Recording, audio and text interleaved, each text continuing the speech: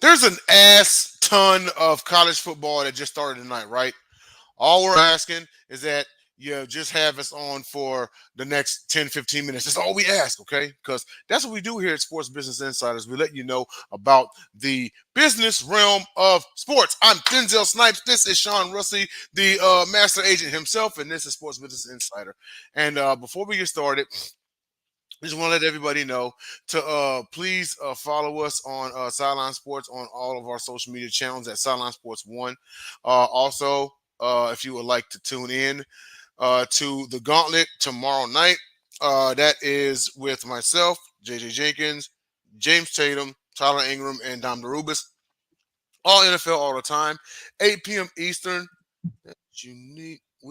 Oh, I'm just looking at this bottom ticker. Okay. Um, Anyway, that's all NFL centric all the time. It's always a great time while we're up there. Shout out to our guy Bacon Grizzly, who's there every single episode. Man, you talk about a loyal fan. Cowboy X Factor, all you guys, man. Princess Gamer, everyone, love you all. But everyone else, please feel free to come and check out the show. You can check us out on the Sideline Sports Network, also on James Tatum 12 on YouTube, and Denzel Snipes 13 on YouTube as well. Sideline Sports Show, the flagship show. That is Tuesday nights, 8:30 Eastern Standard Time. Hosted by JB Ellis, commentators John Shear, Rafael Esparza, and Dave DeRocher. It highlights and recaps a week in sports, no matter how wild and crazy it is. There's some pretty great debates. If John Shear's up, there's always going to be great debates. So no worry, no shortage of that. But it's our flagship show. Please follow it. Also, tune in to Alex Rondo Griffin and the guys at First and 56. All Indianapolis Colts. That is going to be beginning its new season shortly on Sideline Sports Network. And there's another team-centric show for the NFL called Hawk Talk. You guessed it, Hawk Talk. Matter of fact, let me pull these boys up real fast so you all know what the hell I'm talking about. Hang on a second. There it is. Let's see. Here it is. Okay, that's right. Hawk Talk. That is with Dave DeRocher and Walt Thurman III from the Legion of Boom themselves. It's all Seahawks all the time. That is at 10 p.m. Eastern on the Sideline Sports Network. Tune in. It's a lot of great fun. If you're a Hawks fan, absolutely come on in. Doors open for you to track this too. They want to talk a little cash money shit about the Hawks too.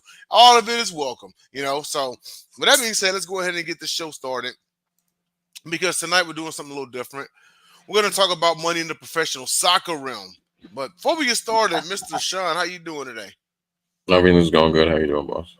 Pretty good, pretty good. So we actually are going to make a nice little right turn into the professional soccer realm. So how teams generate revenue. Now we're talking about the number one sport in the world. To those of you all who say, "Oh, that's false" or whatever, you've never been overseas, okay? Especially you've never been to the Middle East, you've never been to Europe, okay? When I say soccer is the number one sport in the world, period. You know, you think Raiders and 49er fans fighting is bad, and you've never seen them over soccer, okay? Um, so with that being said, how they generate revenue. So we could take a look at some of the top valued soccer clubs. Sean, you want to take it away? Yeah. So like you said, it's one of the top, if not the top, grossing sport in the world, and you see a lot of former athletes, even Tom Brady, starting to get ownership in some of these clubs. There's reasons for that, and these values speak for themselves. Real Madrid is worth $6.6 billion. I mean that I believe that is way above even what the Cowboys value last valued at, and they're the number one valued franchise in the NFL. Manchester United is 6.55 billion, Barcelona at 5.6, and then Liverpool and Manchester round out at right about 5 and 5.3. But billions of dollars for a sport that a lot of Americans kind of write off, and like you said, don't really realize how much money is actually pulled in.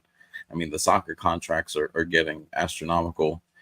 Their lengths are similar to hockey contracts. You see a lot of 8, 10, 12-year deals. But that's because they're signing these kids at 18, 19 years old, and at the end of the deal, they're only 30 years old. Yeah, some of them turn pro as soon as 14 years old. Yeah, so you imagine signing a 12-year contract at 14. You're only 26 when you get to your next one. They play a long time, very long time Um, for that one. Go ahead. But the three main ways they generate the revenue is just like similar to the sports over here. They have broadcasting rights. They do a lot of commercialization in terms of merchandise and sponsorship deals, which again, very similar to all the pro sports here.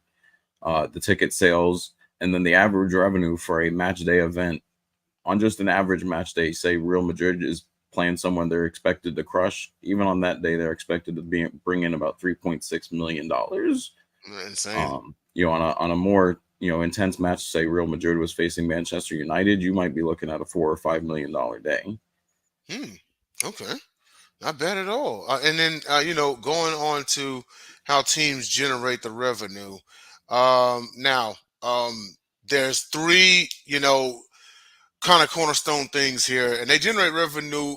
There's broadcasting rights, just like anybody else. Like you look at college football, and Michigan's deal with NBC along with Notre Dame, or the SEC's deal with ESPN.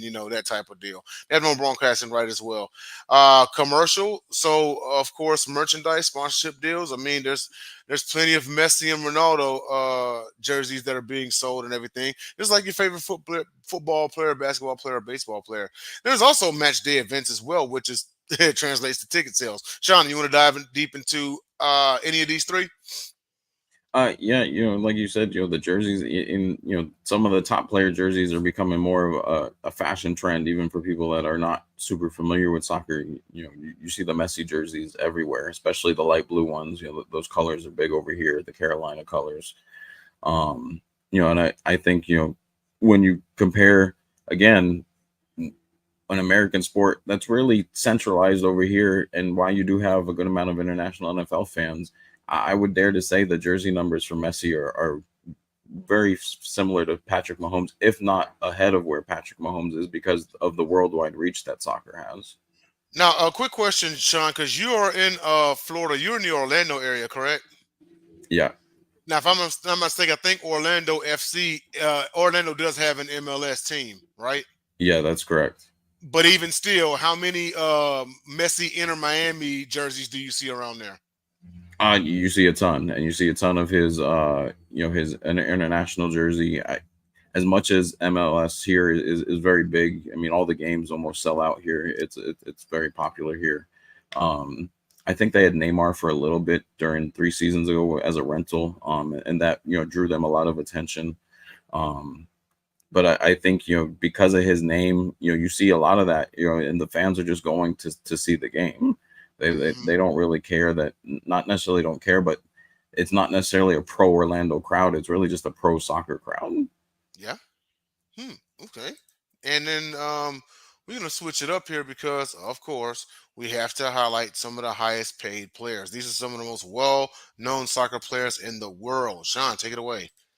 Yeah, so top name, probably no surprise, Cristiano Ronaldo, 260 million. Messi, like we discussed, 135 million. Neymar Jr.'s at 112. Mbappe's 110, and then Kareem Benzema's at 106. I mean, all those guys have played a long time to get to those numbers, and you'll kind of see why it takes them a while when we start breaking down the contract here in a minute.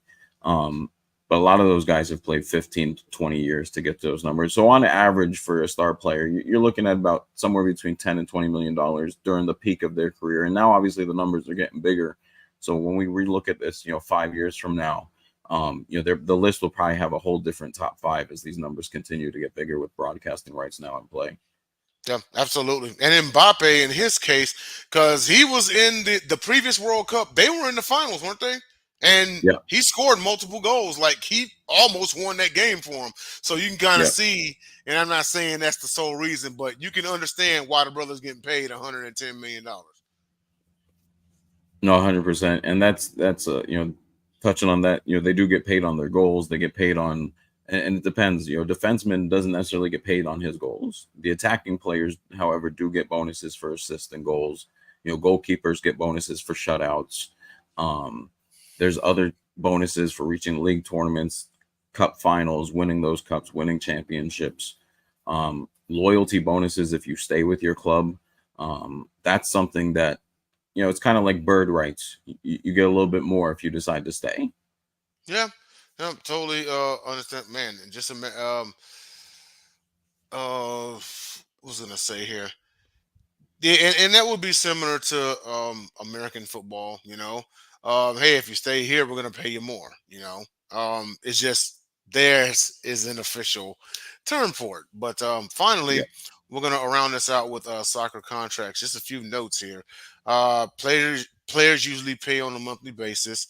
Clubs have been known to add bonuses for minutes played, matches started, or having a clause to lower the monthly basis amount if the player is coming off the bench.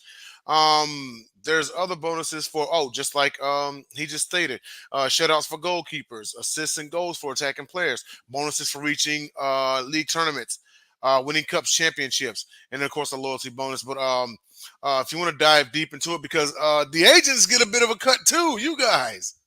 Yeah, and it's a little different that they get paid on a monthly basis.